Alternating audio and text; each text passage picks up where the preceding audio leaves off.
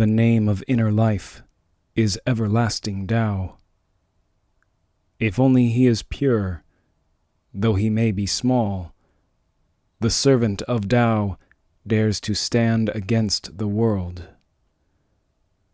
Tao is able to maintain the unity of prince and people. It subdues and binds all beings with each other. It united heaven and earth harmoniously to produce sweet dew.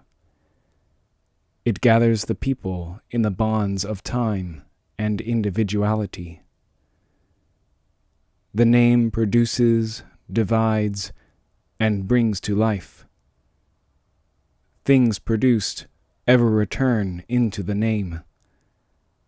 The master also shall know how to rest in it. Knowing how to rest in it means that he will never decay.